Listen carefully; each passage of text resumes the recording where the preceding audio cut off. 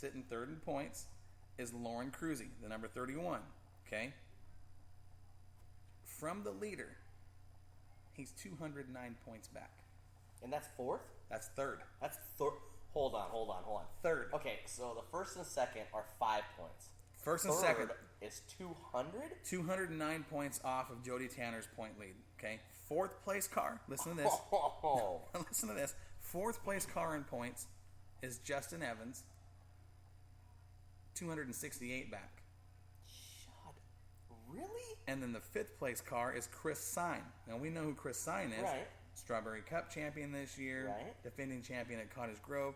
He's in fifth place, 310 points back. This is what Jody Tanner has done this year. Consistently finishing. But look at Mikey Breakall, though. Consistently finishing. Passing cars, picking up spots. You don't have to win. You don't have to win a championship. We all know that. Well, and look what happened in the street stock at Willamette Speedway last year. Bill Allison, the defending champion, right. number 27, wins the championship without a feature win last year. It still blows me away to sit there and see Consistency pays. Jody Tanner. The old guy's getting it done, man. He can drive a race car. He's so awesome, that 36 guy. I mean, I've watched him when he was racing late models of Portland and all that stuff too. But he'll put that 36 car in the street stock and also double enter up into the sportsman. The guy's on the track. I mean, like all the time. 6,000 laps a night. He better know what that race car's doing. He's been in it enough. But to see Mikey Breakall 5 points, but the third place person over 200 points back. 209 markers back from the leader. That's a huge. I mean, literally, those guys have to sit there and break every single night for third to come up. It's going to be tough. It's going to be very tough. You know, we're in the second half of the season now, and every point is going to count towards the championship. Now, that being said, Jody doesn't have a whole lot of room for mistake when you've got. That's what I said too. Yeah. I mean, if he makes one mistake and she's right there, points are going to change. Yep, and then that could be even say if it's a 25-point swing in 1 week. That could be the season right there. That's right. That is going to be the points battle I watch very close for the rest of the year. The weird part about it is, as I know Jody, is that he's really not a points chaser. He just goes out there for wins. Well, he's a racer. He's going to give you everything he's got. There's no points racing about Jody Tanner. But I bet you he knows exactly what is on that list right now. I bet you he knows that. You know what I mean? Yeah, 5 points. He knows. Oh, you can guarantee he knows that. Even though he sits there and says, well, I'm not a points chaser. I'm just playing, for the win and blah, blah, blah. And I'm like, okay, cool. But I guarantee he's looking at that and saying, man, that kid is just, she's right there. Yeah. She's right there. Yeah, it's a cause for concern. Absolutely. But, she has been so consistent. I mean, she knows she doesn't have to win every race. But she'll finish in the top 5, the top 6. And she's getting those points. And it's paying off. Every point matters too. And I know for her, she's ready for a championship. It would well, be and we've talked with her. We've talked with her, and there's another driver that's not about points. She's going out for the win. For the wins and the money. That's right. That's right. So it's going to be interesting to see what happens with the street stocks from here on out in the second half of the season. That's going to be, like I said, one of the points battles I watch very, very close. It's going to be intense. I'm telling you right now. In the switch and the change and stuff, for Sunset and watching those guys, especially with the late models and modifieds and everything else, and having like Bubba Foster being fast and Craig Castle, he's leading the points there, and Tyler Owen winning, and Cody Jones, it's just a lot of those guys. I mean, it's close battles between the top 2 and sometimes the top 3. And you got to be on your game. You can't make that mistake. Now, that's right. You want to talk about somebody who's not making a lot of mistakes. Okay, we're going to move into the sportsman class, okay? Jody Tanner? No, no. But we will talk about a guy who has, if there's one person that's dominating any division, at Willamette Speedway, you got to talk about Tom Yak in the 49 and the sportsman. This guy, man. Now, this is, and again, when we talk about stuff that's interesting, we talk about, somebody does something that, it sounds like they shouldn't. We're not slamming anybody else at the track more as we are complimenting the driver we're talking about. Here's a huge compliment to Tom Yak, okay? His program, that little old modified, he converted into a street stock, okay? It's on the slick tires, it's heavy. Definitely not what you'd call the best equipment money can buy. Average guy, running an average race car that's got a setup under it that works for him, and that car is absolutely dialed in. Listen to this stat. Second time this year in the sportsman car, Tom Yak qualifies faster than all the super sports and IMCA modifieds. What?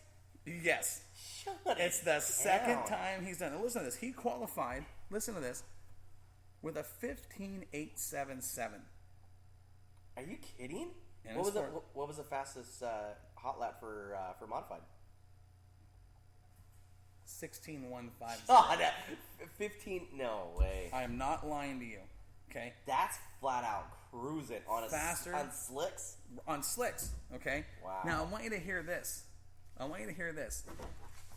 Let's get over here to the late model. Okay?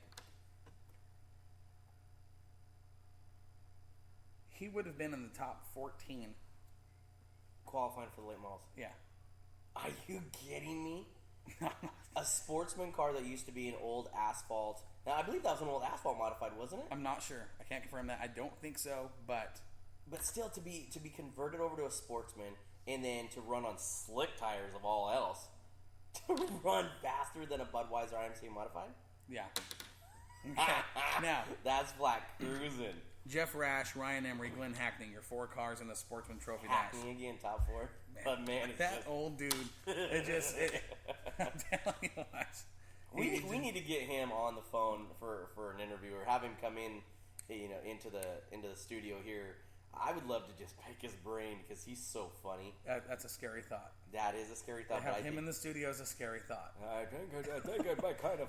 I worked. I love the dude. He's been out there I think he's been racing. I think it's his 116th season behind the wheel now. I believe so. Yeah. I think he actually helped invent the combustion engine.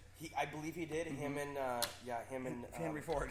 Henry Ford were side by side. I believe he had something to do with the Wright brothers too. I believe he pushed it off the cliff, or I don't know. I mean, it was a vacation. Yeah, he's been around. He hung out with Moses, kicked it with Abe Lincoln. He did. He was I think he did the first nail on the. Yeah. Anyways. So Tom, being fast qualifier, wins the dash, 4-lap trophy dash, by 3.64 seconds. Oh my God, that's half a track. Gone. That's half a track. I mean, just was that car is. Are you kidding? That's half a track at Willamette Speedway. Mm-hmm. That's gone fast. That was in 4 laps. So in heat race number 2, he was in heat 2. Let's talk about heat 1. Sportsman cars. When we talk about double duty, we've already talked about him. Jody Tanner goes out and wins a sportsman heat race with a little old street stock, a little 36 Camaro. That's not no little old street stock. That's something underpowered, overweight, and he goes out and wins, and he beats Lindquist, Casey Rhodes, Joey Cannon, and James Slover, who was driving the Zero Hackney car. Okay? That's a chassis car. All those cars, well, with the exception of Cannon, those are... all chassis cars. Yeah. And little old Jody goes out there and pulls off a win against them. Now, heat race number 2 for the sportsman. Chad Slover and Tom Yak had a good race going. It was a good race. Slover ends up with the win over Chris Sine, Jeff Rash, Ryan Emery, Glenn Hackney, and Tom Yak. This is impressive. Tom Yak breaks. Something in the rear end. It was bad luck in turn 4. Got caught up, took a shot, broke something in the rear end, leaves on the hook.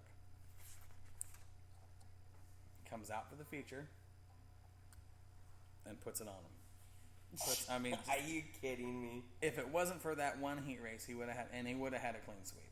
He would have. It's one of those deals. I love talking to him and stuff because he actually talks.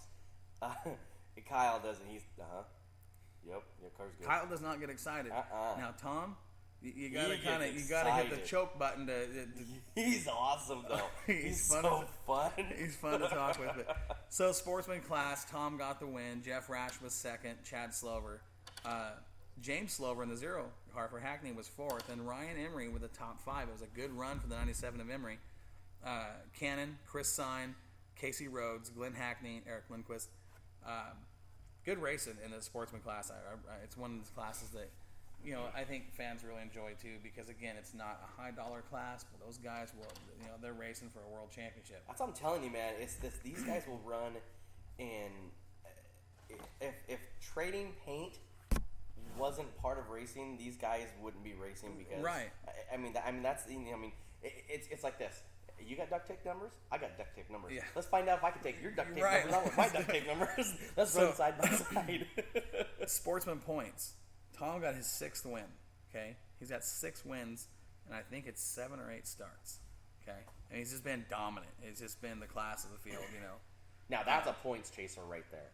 Well, no, he is. You know what? I don't think the guy cares about points. He's just all about the win, and that's what he drives for. I mean, it's just hammer down, let her ride. I'm going to the front, and that's right. Give the fans a show doing it. You know, and he loves it. That's how he races.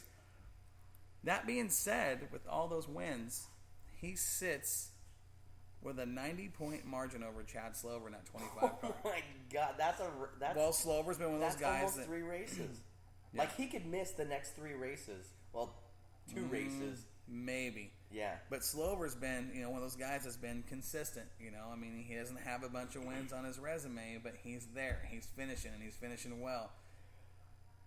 I think Tom's won everything but one feature, and he's only got a 90-point margin.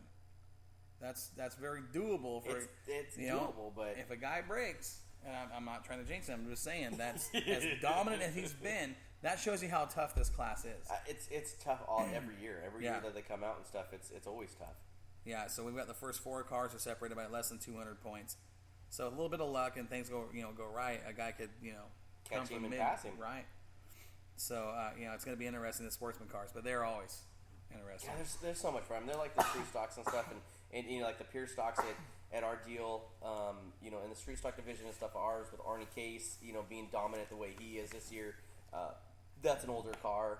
They convert. I mean, it's just that those classes are intense because again, they don't put tens of thousands of dollars into these things. Excuse me. It's just, but it's hard racing every single week, and it's so much fun to watch. Absolutely, it is. It truly is. They drive those cars a whole lot different than the big late models and the modifieds, right? And they can do way that. different. Right. So we moved into the super sports. We had 14 super sports sign in. Good show. Yeah, it was a good field of super sports. I mean, it was. You get those big fields with the no tops and the sideboards and the wedge nose, but they're on slicks. Brian Winkler was fast qualifier, and he was the only driver to lay down a 15-second lap in the super sports. 15.912. Sean Cronk, Brian Thompson, and Dan Dybel were the other 3 cars that were in the dash with him.